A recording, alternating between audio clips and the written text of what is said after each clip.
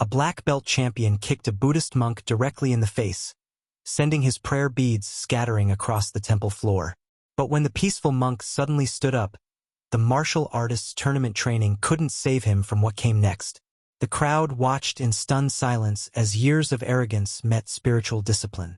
Now, before we continue, let us know in the comments where you're watching from. The morning mist clung to the ancient walls of Shaolin Temple as tourists began to gather, cameras ready to capture the iconic Buddhist monastery. Among them stood Marcus Steele, his designer athletic wear and aggressive swagger setting him apart from the reverent crowd. At 29, Marcus had built his reputation as one of America's most feared mixed martial arts champions, with 2 UFC titles and a chain of elite gyms across Texas. His Instagram bio said it all: undefeated, untouchable, unstoppable. This is what they call martial arts? Marcus scoffed, eyeing the monks moving through their morning meditation in the temple courtyard. He adjusted his custom diamond-studded watch, a gift from his latest endorsement deal. In my world, a fighter who moves that slow is just asking to get knocked out cold. The 4 men surrounding Marcus, his training partners and devoted followers, nodded in agreement. Their matching team jackets identified them as members of Steele's elite fighting system. They formed a protective semicircle around their leader, an instinctive formation developed through years of cage fighting and street confrontations. "Remember Vegas last month?" one of them said, grinning. "That Brazilian champion who said he was unbeatable? Didn't last 2 minutes in the octagon with you." Marcus's eyes narrowed as he studied monk Jingshan, whose simple brown robes and shaved head stood in stark contrast to the modern titanium and leather of Marcus's fighting gear. At 45, Jingshan had devoted his life to the temple for over 20 years, though nothing in his serene expression revealed the mountain training that had forged his body into something far beyond what most understood. "Look at that fool," Marcus muttered, professional assessment mixing with derision. "Completely vulnerable. No guard up, no defensive posture." He rolled his shoulders, the movement rippling through muscles honed by thousands of hours of intense training. All that meditation garbage would get him destroyed in a real fight. A few tourists nearby glanced nervously at Marcus's group, sensing the unmistakable energy of contained aggression. Among them, Master Chun Wei, a 67-year-old retired martial arts instructor from Beijing, paused in his respectful temple visit. His weathered face registered concern as he observed Marcus's demeanor, recognizing the telltale signs of a man looking for confrontation. "Let me show you what a real fighter looks like," Marcus announced, stepping closer to Jingshan. The monk's eyes remained closed in meditation, his disciplined stillness a stark contrast to Marcus's aggressive posturing. "See, a real fighter is always ready, always moving, always aware." He demonstrated a fighting stance, his trained body shifting with practiced precision. Marcus began circling the monk, analyzing his form with the critical eye of a professional predator. "Look at this poor guy. They've trained all the fighting instinct out of him." He approached from different angles, deliberately entering Jingshan's space.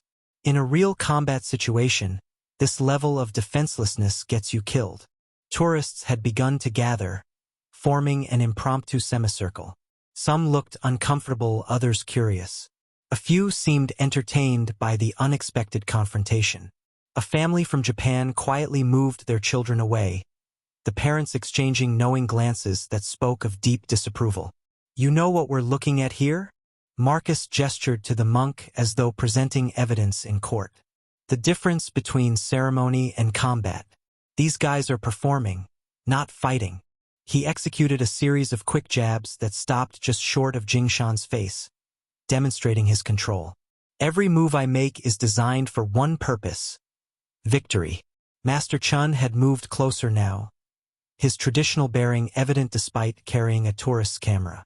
The wisdom lines around his eyes deepened with concern as he watched Marcus's increasingly aggressive display. "Ladies and gentlemen," Marcus called out, assuming the role of an impromptu fight commentator. "What you're witnessing is the fundamental difference between ancient tradition and actual combat effectiveness."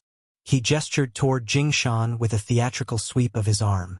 These monks represent a bygone era when sitting in meditation was considered martial training. Marcus's training partners had positioned themselves strategically around the monk, forming what combat practitioners would recognize as a fighting circle.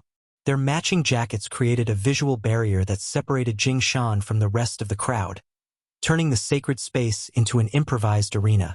"This is Jake," Marcus gestured to the tallest of his entourage, a man with scarred knuckles and cold eyes, 3-time international kickboxing champion.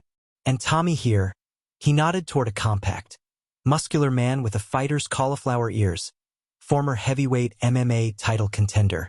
"We train fighters who win actual combat sports, not peaceful monks who win meditation contests." The crowd had grown larger now, drawn by the spectacle of Marcus's impromptu demonstration. A Chinese family near the back exchanged glances of clear offense, the father placing protective hands on his children's shoulders. An elderly woman with a Buddhist prayer bracelet visible on her wrist shook her head in quiet disapproval. "Watch how a real fighter moves," Marcus instructed, executing a series of lightning-fast punches that stopped mere inches from Jing Shan's torso. "Every movement has purpose, intent, lethal potential. Nothing wasted, nothing for show. This is fighting efficiency developed through thousands of hours facing actual opponents, not sitting cross-legged chanting." Master Chun had begun making his way through the crowd, his traditional bearing parting the onlookers with quiet authority. His face betrayed concern not for Jing Shan's safety, but for what might happen if the monk was forced to abandon his peaceful meditation. "You see, the problem with this ancient training," Marcus projected his voice like a seminar leader, "is that it's designed for inner peace and spiritual growth. Follow ancient rules, maintain traditional forms, sacrifice practical effectiveness." He circled Jing Shan, analyzing his posture with professional scrutiny. "Modern martial arts is about achieving combat excellence, about pushing human capabilities to their absolute limit." Marcus executed a spinning kick that whistled past Jing Shan's ear, close enough that the monk would have felt the displacement of air. The crowd gasped, several people taking involuntary steps backward. "Notice he doesn't even open his eyes," Marcus said with mock admiration. "That's not inner peace, folks. That's complete disconnection from reality." He positioned himself directly in front of Jing Shan, hands on hips, studying the monk's serene face. "In my gym, I teach people to face reality, to react, to engage with the world as it actually is." A woman with a young daughter pulled the child away from the scene, murmuring, "This is disrespectful. We're leaving." Several others followed their example, uncomfortable with the escalating tension. "I think we need a practical demonstration," Marcus announced, his voice carrying the practiced authority of a man accustomed to commanding attention in fighting arenas. "Theory is fine, but nothing teaches like experience." He adjusted his stance, the movement fluid and purposeful. "Ladies and gentlemen, I am going to show you why passive meditation, the kind these monks practice, is fundamentally useless in the real world." Master Chun moved forward with urgent purpose now, but Marcus's training partners closed ranks, creating a human barrier between the elderly instructor and their leader. One of them, a heavy-set man with a fighter's broken nose, placed a hand on Chen's chest. "Let the demonstration finish, old man," he said, his tone conversational but his intent unmistakable. "Educational purposes only." Chen's eyes narrowed with growing alarm. "That monk is not what you think he is," he said quietly, his accent thick with urgency. "Your friend is making a terrible mistake." Marcus had begun a meticulous warm-up routine, stretching his shoulders and neck with practiced efficiency. "The most dangerous delusion in martial arts," he lectured, rotating his wrists, "is believing that tradition equals effectiveness. These monks sit here looking peaceful, but they've sacrificed practical skills for ceremony." "Now for my final demonstration," Marcus announced, his voice taking on the quality of a cage fight announcer.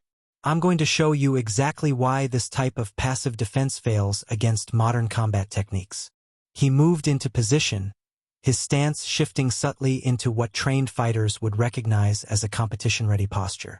In a real combat situation, maintaining awareness is critical. This monk has surrendered his awareness to meditation. Marcus began a complex approach sequence, the kind used to set up championship-winning strikes. His training has made him vulnerable, not strong. The crowd had fallen completely silent now, sensing that a sacred line was about to be crossed. Several people had backed away, while others seemed frozen in place, unable to look away from the impending collision. A defender who won't adapt, Marcus declared, his movements accelerating, who can't respond to changing conditions, who remains rigidly committed to outdated traditions. He launched into a blindingly fast combination, each move flowing into the next with years of practiced precision. The final move was a devastating spinning heel kick aimed directly at Jingshan's face. The impact was audible, a sharp crack that cut through the morning air like a gunshot. Marcus's foot connected solidly with the side of Jingshan's face, sending the monk's prayer beads flying in a dramatic arc against the temple's ancient walls. The force of the blow would have hospitalized most men instantly, but somehow, impossibly, Jingshan retained his seated position. A collective gasp rose from the crowd, followed by absolute silence. Time seemed to stretch and slow, each second extending into an eternity as the prayer beads completed their arc and scattered across the stone courtyard with a soft clicking sound. Marcus recovered his balance with practiced efficiency, a triumphant smile beginning to form on his lips. And that, he announced to the stunned audience, is why. His words died in his throat as he registered what was happening before him. Jingshan hadn't fallen, hadn't even opened his eyes. His head had snapped sideways with the impact, but his body had absorbed the blow with the resilience of someone who had endured far worse during decades of mountain training that would break ordinary men. A thin line of blood traced its way down from the monk's temple, but when his eyes finally opened and locked directly onto Marcus's for the first time, they showed no pain, no anger, only a profound sadness mixed with a focused clarity that experienced fighters would recognize immediately. "Oh no!" one of Marcus's entourage whispered, all bravado evaporating from his voice. For a heartbeat, nothing moved. The crowd held its collective breath. Master Chun had stopped trying to push through the human barrier, his expression shifting from concern to something closer to grim anticipation. Then Jingshan moved. It wasn't the clumsy response of a peaceful monk unaccustomed to violence. It was the precise, economical motion of someone who had spent decades perfecting techniques that most people couldn't even imagine. His prayer beads scattered further as he rose from his meditation position with a fluidity that seemed to defy the laws of physics. Marcus, to his credit, recognized the danger instantly and shifted into a defensive stance. "Now we're talking," he said, but the confidence in his voice had hollowed into something desperate. "Let's see what they actually teach you monks." The monk's first strike interrupted Marcus's taunt with devastating efficiency. It wasn't showy or dramatic, just a textbook perfect palm strike, delivered with the force of someone who had conditioned his hands on stone for 20 years. Marcus blocked instinctively, his trained reflexes responding before his brain could process what was happening. But the impact still sent him staggering backward. Jingshan didn't speak, didn't posture, didn't play to the crowd. He moved with the focused intensity of someone who had achieved a level of martial mastery that transcended sport, his expression remaining serenely neutral even as he systematically dismantled the champion's defenses with clinical precision. Marcus attempted a counterattack, launching a combination that had won him championships across 4 continents.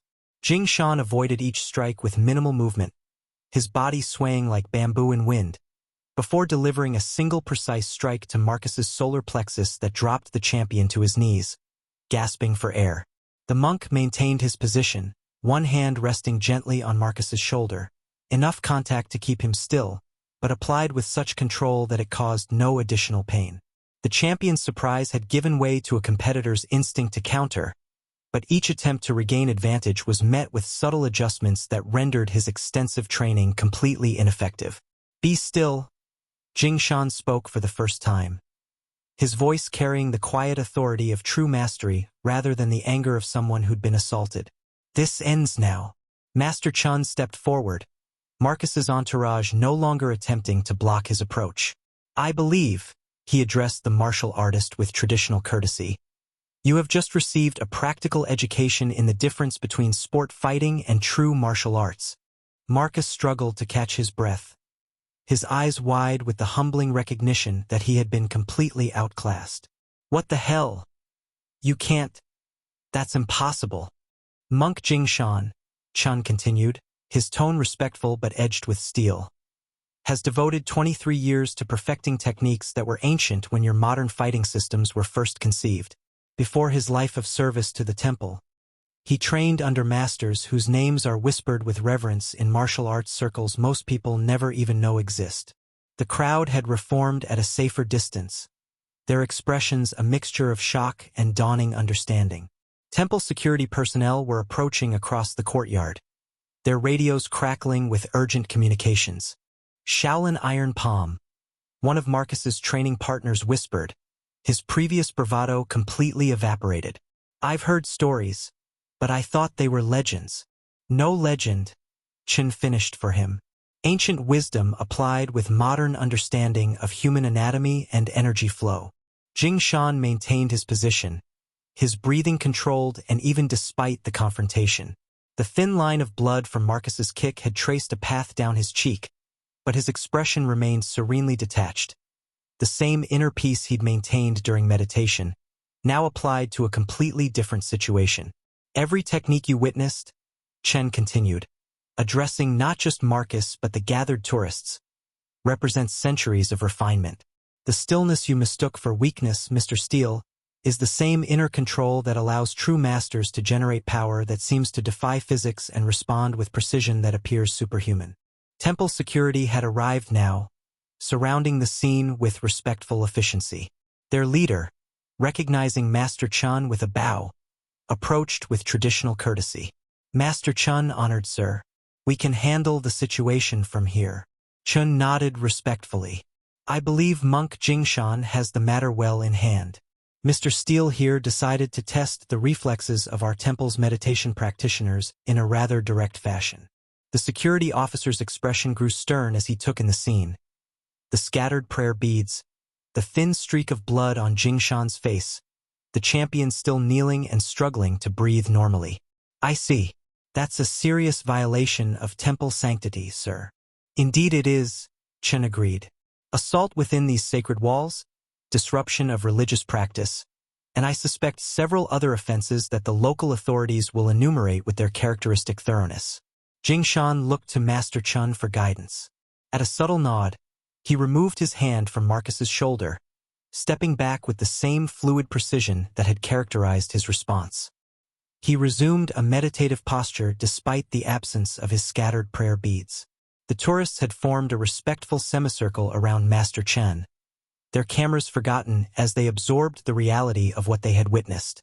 The elderly instructor stood with traditional dignity, his bearing that of someone accustomed to explaining profound truths with clarity.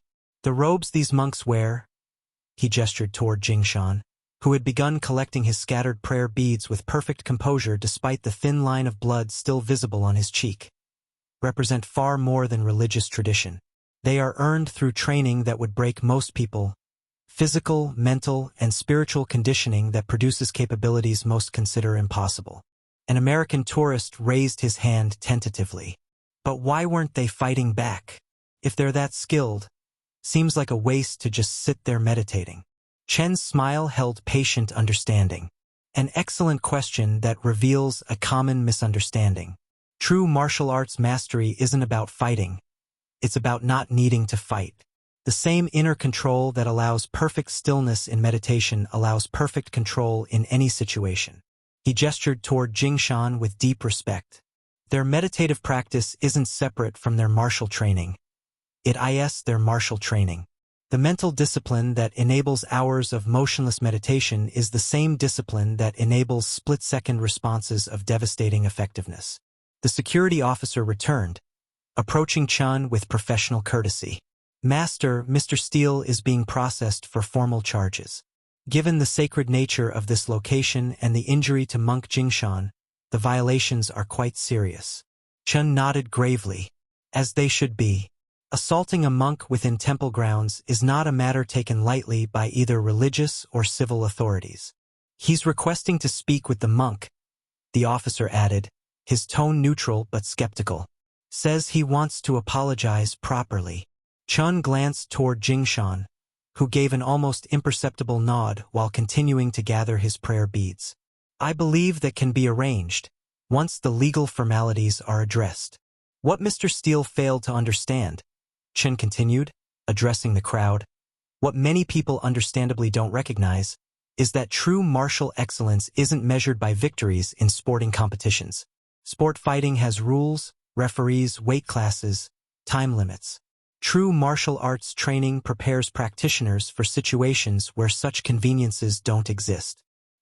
He gestured to Jingshan's simple robes, now slightly disturbed by the confrontation.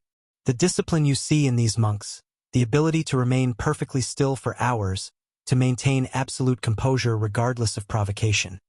That's not separate from their fighting ability. It's the foundation of it. The same mental control that allows meditation under any circumstances is what allows precise, devastating response when actually necessary. A young woman from the local crowd spoke up, her voice respectful but curious. But why didn't he respond immediately? He just let that man kick him in the face. Another excellent question, Chen replied, clearly pleased by the thoughtful inquiry.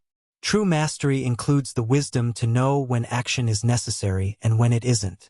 Monk Jingshan could have responded to the verbal provocations, the intimidation, the disrespectful circling. Instead, he maintained his meditation until actual violence occurred. His explanation carried the weight of decades of study and teaching. Even then, his response was precisely calibrated, enough to neutralize the threat and prevent further violence, but no more than necessary. Mr. Steele experienced a demonstration of control so complete that it extends even to the application of defensive techniques. A temple staff member approached carrying a first aid kit. After a brief, respectful exchange with Chun, she moved toward Jingshan, who maintained his meditative posture as she carefully cleaned the blood from his face. The monk's eyes remained closed throughout the process, his inner peace unbroken even during this necessary intervention. To train at this level, Chun continued once the staff member had finished, requires a dedication that most people cannot imagine. These monks rise before dawn for meditation, spend hours in physical conditioning that would hospitalize professional athletes, practice techniques with a precision that borders on the supernatural. He smiled slightly, a rare break in his formal demeanor. If Mr. Steele had bothered to research before his demonstration, he might have discovered that Shaolin monks have been perfecting martial arts for over 1,500 years. The prayer beads he scattered represent not just religious devotion, but the accumulated wisdom of centuries of masters who faced real combat, not sporting competitions. As afternoon shadows lengthened across the temple's ancient courtyard, Monk Jingshan emerged from the meditation hall wearing fresh robes, his prayer beads restored. The temple physician had thoroughly examined the impact site, noting with professional approval the monk's instinctive reaction that had turned what could have been a devastating injury into a manageable bruise. Your iron palm conditioning served you well, the physician had commented while applying traditional herbal medicine to the cut. Perfect energy redirection. You absorbed and dispersed the impact flawlessly. Jingshan had merely nodded, accepting the assessment with characteristic humility. The instinct to channel and redirect force had been developed through decades of training that few people could endure, let alone master. Inside the temple's administrative office, Marcus Steele sat alone. His designer athletic were now wrinkled and stained with sweat and dust. His championship confidence had been replaced by something approaching genuine humility, a recognition that his understanding of martial arts had been fundamentally incomplete. When Jingshan entered, Marcus stood immediately, his body language communicating a respect entirely absent from their earlier encounter. Mr. Steele, the security officer nodded, has been formally charged, but he requested this conversation before final processing. Jingshan's nod was serene, neither welcoming nor hostile. I understand. I'll be right outside, the officer added, stepping out and closing the door behind him. For a moment, the two men regarded each other in silence. The professional fighter and the monk, each recognizing something in the other that had been obscured by assumptions and arrogance. That was traditional Shaolin training, wasn't it? Marcus finally asked, his voice quieter than it had ever been, stripped of all performance and bravado. I've trained with special forces guys, kickboxing champions, MMA legends. Never felt anything like what you did to me. Training methods vary according to purpose, Jing Shan replied simply, neither confirming nor denying the specifics of his background. Different paths serve different needs. Marcus's laugh held no humor whatsoever. Different paths, right? He gestured to the chair across from him. Would you mind talking with me for a minute? Just as one martial artist to another.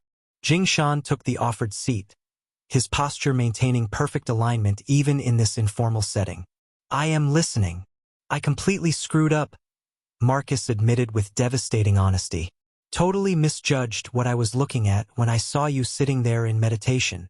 He hesitated, searching for words that could express the magnitude of his error. I saw a target, someone to prove myself against. And I saw a young man in pain, Jing Shan replied gently, his voice carrying compassion rather than judgment. Someone seeking validation through demonstrations of superiority. Marcus nodded, genuine regret crossing his face for the first time. That's exactly it. In my world, everything's about proving you're the best, about dominance and intimidation. He looked down at his hands that had won championships but had proven utterly ineffective against Jing Shan's mastery. I didn't understand what true strength actually looks like. Few people do, Jing Shan replied, his tone holding no condescension, particularly in a culture that celebrates aggression and mistake loudness for power. The stillness, Marcus said, looking up again with new awareness. I thought it was just religious practice, just tradition. But it's actually the deepest kind of control possible, isn't it? Jing Shan nodded slightly.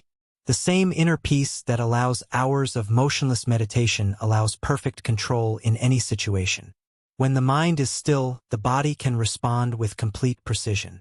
In competition, everything I do is designed to be seen, Marcus continued, his understanding growing. To impress judges, intimidate opponents, get crowd reactions. What you did. He shook his head in amazement. There was nothing for show, just perfect effectiveness. Different purposes require different approaches, Jing Shan agreed. Sport fighting seeks victory within rules. Traditional training seeks harmony between inner peace and outer capability. They're going to prosecute me fully, aren't they? Marcus asked, glancing toward the door where legal consequences awaited. Most likely, Jing Shan confirmed without emotion or satisfaction. Assaulting a monk within temple grounds violates both civil and religious law quite seriously. Marcus accepted this with surprising composure, his earlier arrogance replaced by something approaching dignity. I deserve whatever comes next. I earned it through my own choices. He straightened in his chair, making a visible effort to face his situation with honor. For what it's worth, I'm deeply sorry, not just for the physical assault but for the disrespect before that, for not recognizing the wisdom and mastery in front of me. He paused, searching for adequate words, for treating sacred space like a fighting arena. Jing Shan studied him for a long moment, assessing the sincerity of both the apology and the transformation he sensed beginning. What he saw apparently satisfied him because he gave a single, precise nod of acknowledgement. Your recognition of error is the first step toward wisdom, the monk said simply. As Jing Shan rose to leave, Marcus spoke one final time, his voice carrying genuine curiosity rather than challenge. That technique you used, when I hit you it was like striking a mountain. When you responded it was like being hit by lightning. How is that possible? Jing Shan paused at the door, his expression unchanging but something almost like teaching compassion entering his voice. 23 years of daily practice, Mr. Steele. 23 years of learning that true power comes not from defeating others, but from achieving perfect harmony within oneself. He left without waiting for a response, returning to his temple duties with the same serene precision that had characterized his entire response to the incident. Behind him, Marcus remained seated, confronted with the humbling realization that everything he thought he knew about martial arts had been merely the beginning of a much deeper truth. Back at his meditation position the following morning, monk Jingshan sat in perfect stillness, his prayer beads restored, his robes immaculate. No trace remained of the previous day's confrontation except for a barely visible mark on his cheek that would fade within days. Tourists who approached now did so with genuine reverence, their cameras more discreet, their appreciation more authentic. Master Chun, passing by during his morning temple visit, paused to observe the monk and the respectful distance maintained by all visitors. He smiled slightly, nodding in satisfaction before continuing his devotions. Sometimes, he reflected, the most important lessons about true strength weren't taught through words or demonstrations, but revealed through the collision between ignorance and wisdom, between ego and enlightenment. What would you have done in Marcus's situation? Would you have recognized the profound mastery hidden beneath the simple robes and humble meditation? Or would you, like so many, have mistaken stillness for weakness and compassion for vulnerability? Let us know your thoughts in the comments below. Don't forget to like this video if you learned something new about the incredible discipline and hidden power of traditional martial arts. Subscribe to our channel for more stories that reveal the truth behind ancient wisdom, and hit that bell icon to be notified when we upload our next video.